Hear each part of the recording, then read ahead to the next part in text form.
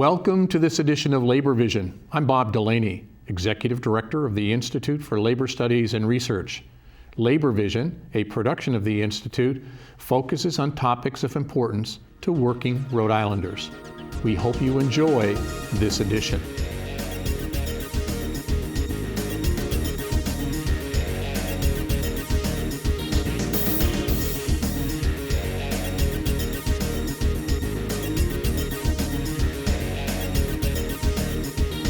Welcome to this edition of Labor Vision. I'm Bob Delaney. Oftentimes at this time of year in particular, we hear wonderful stories about schools across the country and the impact and the relationship that bus drivers and school custodians and teachers' aides and teachers and administrators have on students in the school, students that they have responsibility for educating and looking after throughout the day. We want to talk tonight particularly about a situation in the Scituate School Department where custodians recently received information that whole process of school maintenance will be privatized, and the negative impact that we believe that it's going to have on the students and on the teachers and in the community at large. I'm pleased in this edition to have join me Nick Carnevale and Joshua Homerston, who are both custodians at the middle and high school at Scituate. Gentlemen, thanks for joining me. You're welcome. Thank you. So privatization, for me, it's a bad word. It's a word that really says it doesn't really make any difference about the quality of the people. We just want to ultimately save money. So it has nothing to do about the community, about relationships. It's just a bottom line number. And we all know that sometimes issues around bottom line numbers cause negative impact in another area. So let's talk briefly about it. Joshua, how did you find out about this? I got a letter from the school department's attorney November 1st stating that they do not have enough money to pay the custodians, so they're going to look to privatize companies to try to get a smaller money budget because we cost too much money. And so I think that to say it'd be a surprise, it was a surprise to me when you talked to me about it, let alone you who've been at the school for 9 years now? 13 years. 13 years. I think that it's not only just a job for you, it's about the relationship that you have with parents and with teachers and TAs and students. And if I'm not mistaken, both of you graduated from that high school. Yes. Yeah. It's a middle school and high school together, so both of us spent a total of 7 years there, from 6th grade to 12th grade. And then we both have returned as custodians. We know the building inside and out. Many of the teachers that are there right now, we take care of their rooms.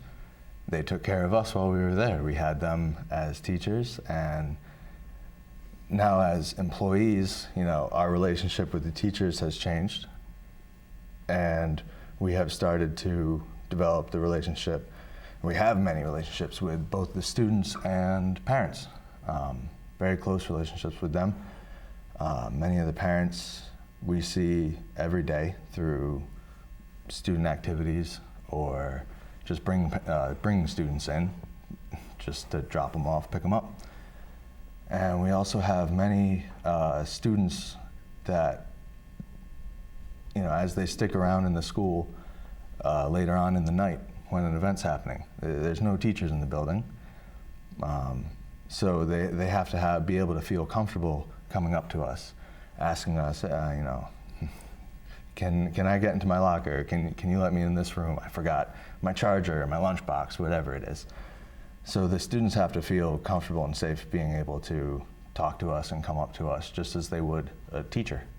And it's important, you talk about feeling comfortable and safe. In this environment, it's really important that students and teachers and everybody in the building is comfortable and aware of what's going on around them.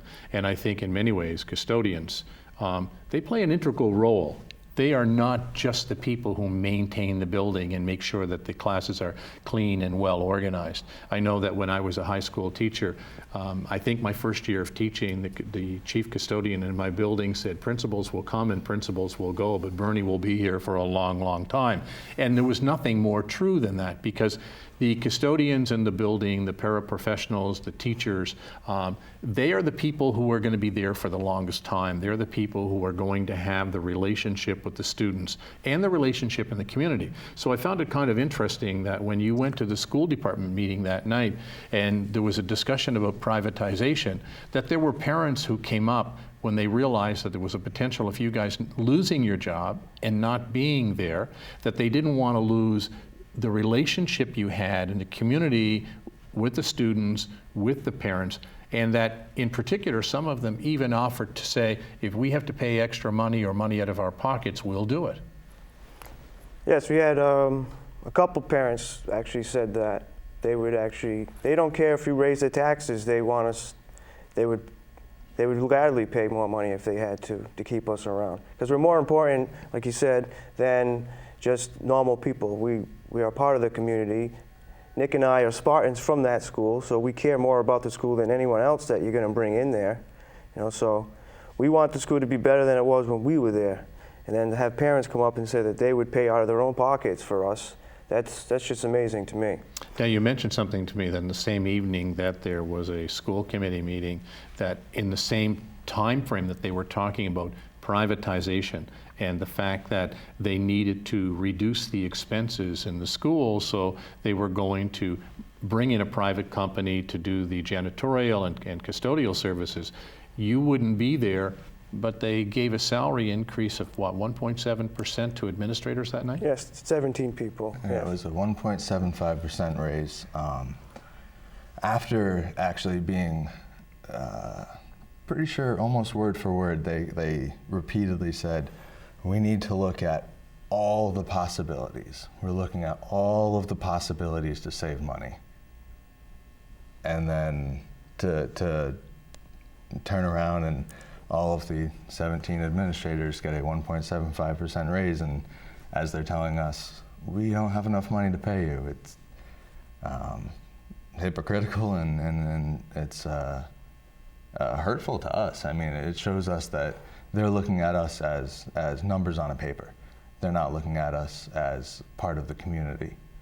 And I think it's important too, because when you take a look at it, they were talking about doing away with the local I think you're affiliated with the National Education Association of Rhode Island with the NEARI. Yep. And I know that your president is Sarah Markey.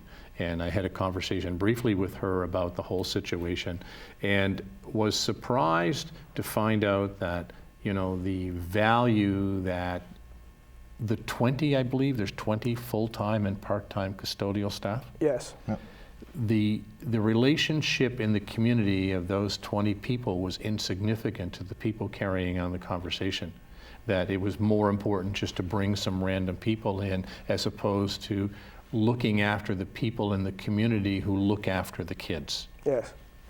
Well, I think too, it's a small town. Scituate's a small town, and we're not the only ones that went to school. There are 6 others that went to school at Scituate that are custodians. And in small towns, I believe that they take care of their own. And to me, to take and try to privatize us, that's not taking care of your own. That's thrown out like we're just garbage that needs to be thrown out. Yeah, I think that I think that most people can truly understand and relate about the importance of relationships in the community, the importance of the custodial staff, the importance of everybody who works in the school to look after the best interest of the students who go there.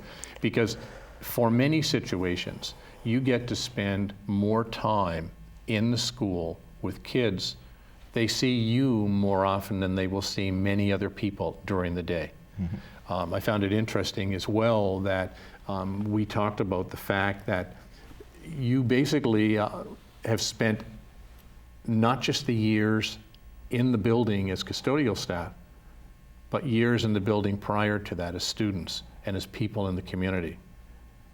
What would you like to tell the listening audience about why you believe it's important that privatization does not take place, why privatization will leave a gap in the kind of things and relationships that exist in that school right now? So the first part of this, I would say, is we've emphasized pretty significantly our relationship with the students and the teachers, and that, for one, I think we cannot emphasize enough. It's so important that the kids outside of their home have a place where they feel safe. And it's not only just that feeling safe, it's the connections of knowing people. When you bring in a privatized company, you have, a lot of times it's high turnout. The school department can say that they will have rules set in place for this company, but at the end of the day, you're hiring a company, and whatever that company is going to send you is what you're being sent. So they're not going to have as much control over the quality of work. The people might not be there long enough to develop these relationships with the teachers and students. So for us, the biggest thing is emphasizing, like I said, this community aspect, and the fact that if the parents know us, we're on good terms with the parents, the coaches, all these people that are not necessarily a part of the school, as a principal, as a teacher, all of the people involved with the school system. And if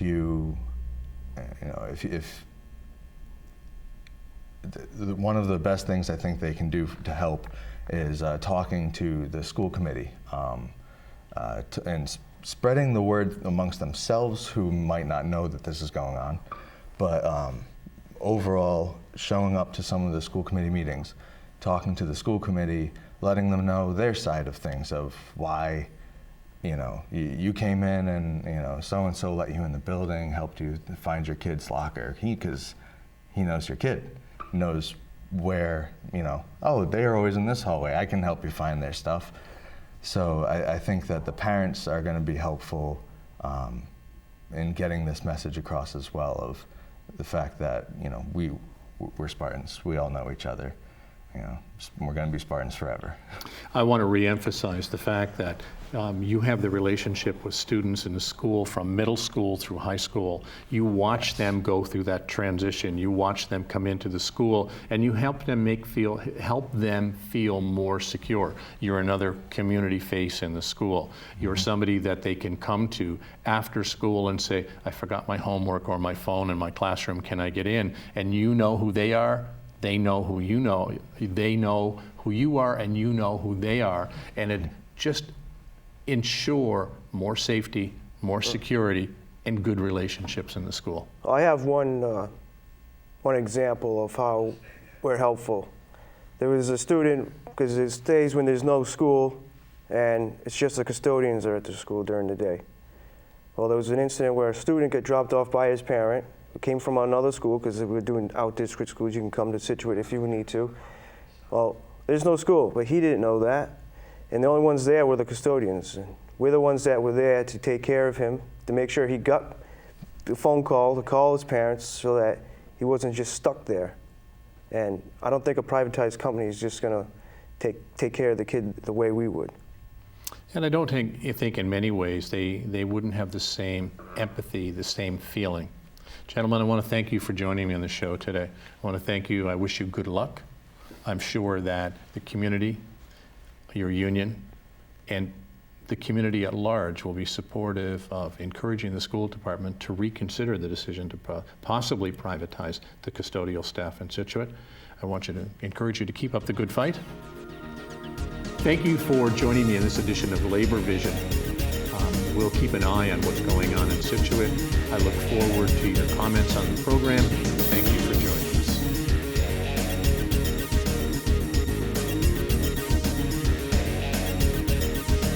us. Welcome to this edition of Labor Vision. I'm Bob Delaney.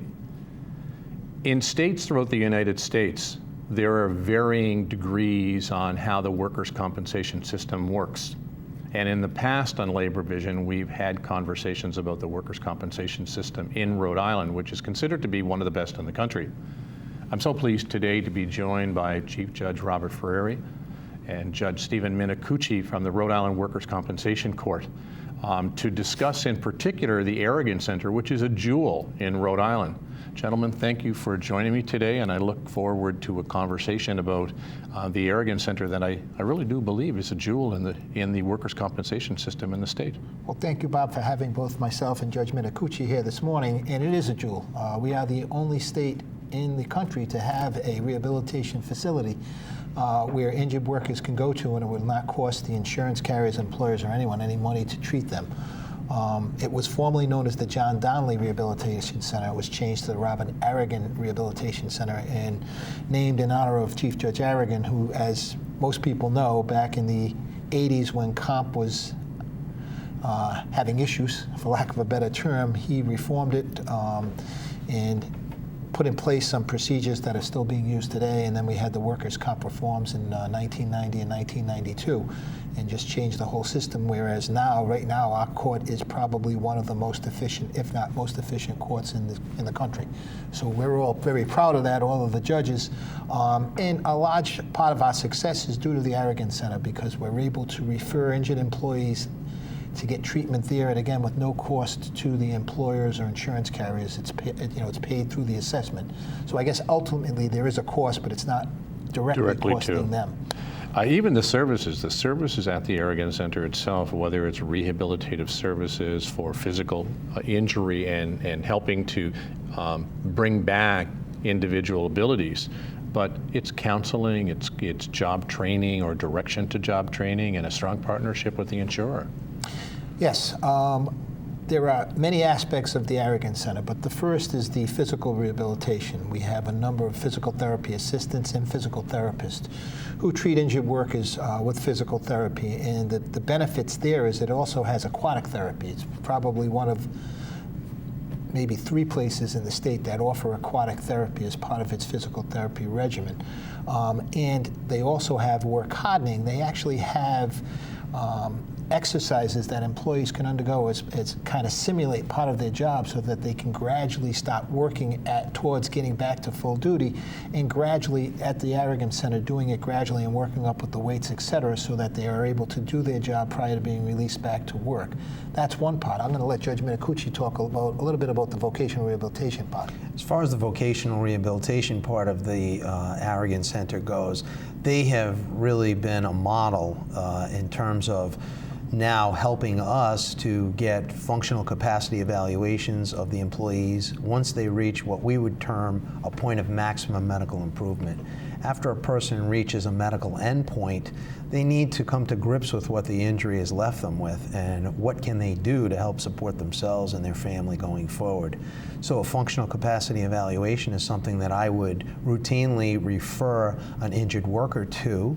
That will tell us what the capacity of this individual is to work, and through the rehabilitation aspect of what they do, they have the vocational services, as the chief mentioned, so they can then pivot to trying to work with this individual to see what is available, what can they get them out into the community doing. Once they reach this point of maximum medical improvement, we have a program at the Aragon Center that we can refer these employees to called the Work Readiness Program. And that aspect takes these individuals, knowing that they've been already found by the court to judicially be at a medical endpoint, and they can move directly into trying to get this person reemployed. This system is a win-win. It's a win for the employer, it's a win for the employee. It helps the employee come to grips with where their injury is and to move on, and it helps the employer because you're not going to have a situation where that employee, for lack of a better term, malingers or is in a situation where they can't get back to work and they're staying on workers' compensation for an inordinate amount of time. It helps the entire system to get these people moving, and there is no other state that has a facility like the Aragon Center. I've been around the country, I've talked to people from all over, and while we have 50 different workers' compensation systems around the country, Rhode Island is a leader as far as the country goes, and Aragon has helped us to do that. I think even it's a leader in the workers' compensation system. But I think the Arrogance Center is kind of, I said a jewel. It has such a structure to it. How long can an injured worker stay connected to the Arrogance Center? Depends on the injured worker's problems. Typically, they'll start off with some type of physical therapy and aquatic therapy. And unfortunately, with a lot of injured employees, they have permanent injuries. So it's unlikely they'll ever be able to return to their regular job. So once they get to, as Judge Minicucci indicated, maximum medical improvement, they're then typically referred to the vocational rehabilitation portion of the Arrogance Center, where Bill Massey heads. And they will train injured employees to do other types of work and try to find injured employees jobs suitable within the restrictions they have. Because with workers' compensation, as most people know, we have a 312-week period that they can collect partial incapacity benefits. It's the gate. And most injured workers probably won't be able to pass through that gate and to continue to collect comp. So they need to do something. They're unable to go back to their regular job because of the permanent injury. At the Arrogance Center, they can get free vocational rehabilitation, free vocational advice, and free retraining. They offer courses, several courses to help retrain people. They offer computer courses. They offer courses for English, for second languages. And they do a lot of things. They help resume preparation, Bill Massey does, and they actually help people find jobs. They have contacts with employers, and they're working with some state agencies to find employees jobs so that at least they will have something to go back to once the workers' compensation benefits run out.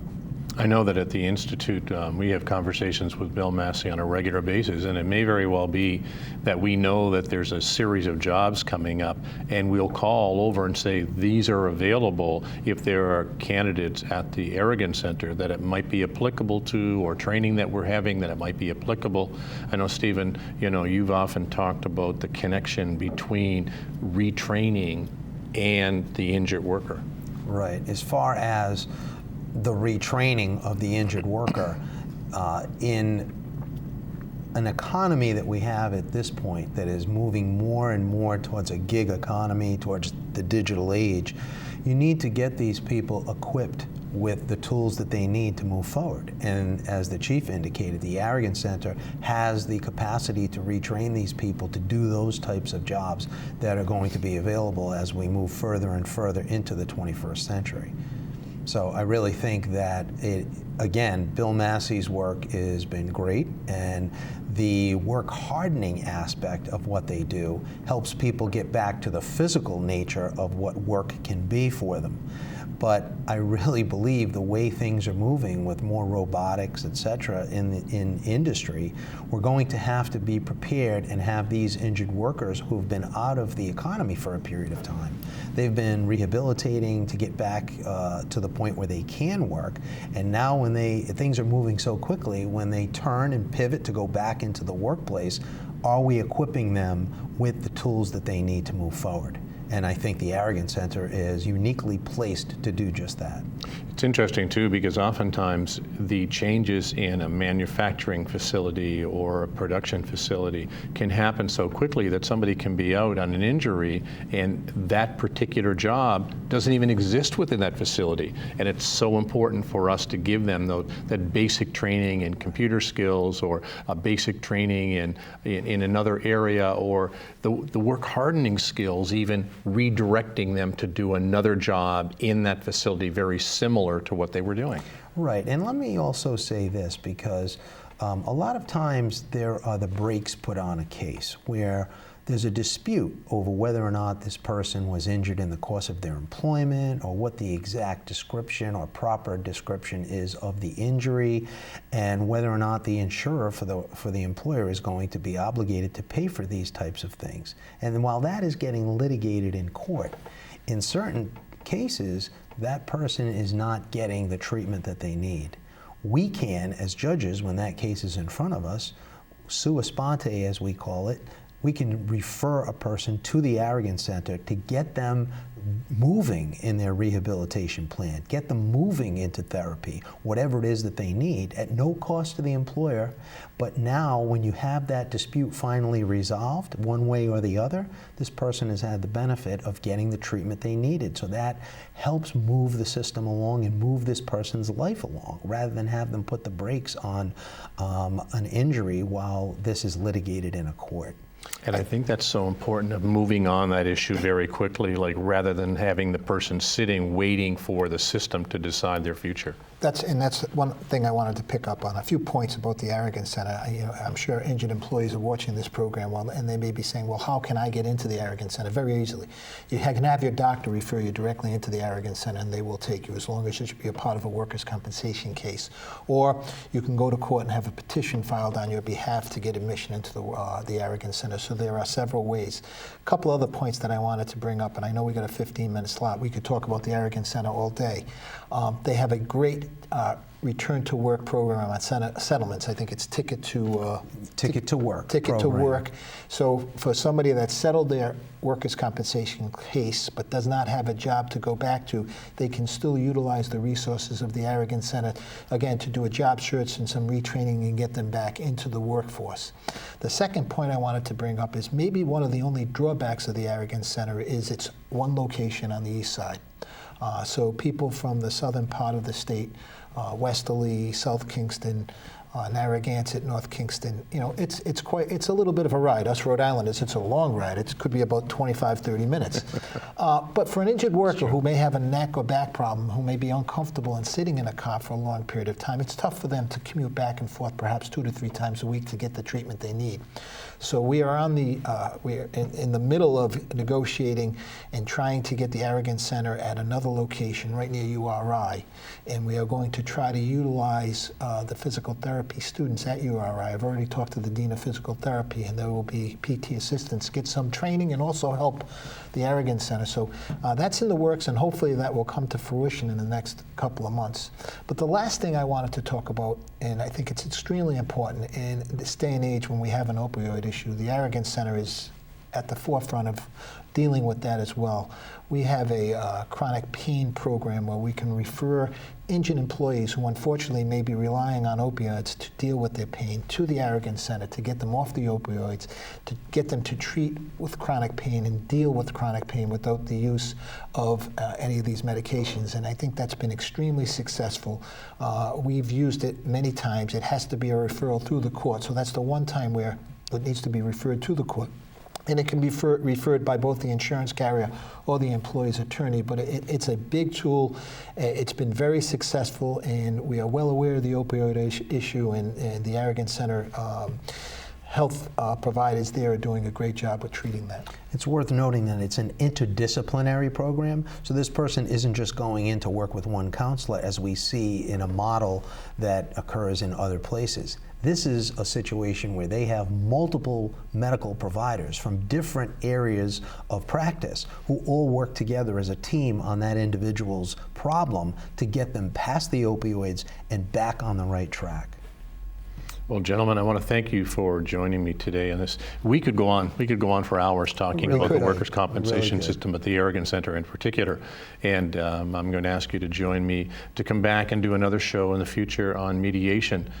The workers' compensation system in Rhode Island has been often deemed to be the best in the country, and I'm sure that after listening to some of these sessions, you'll understand why. I want to thank my guests today, Chief Judge Robert Ferrieri and Judge Steven Minicucci. Thank you for joining us. I look forward to future conversations. Thank you for having us. Thank you.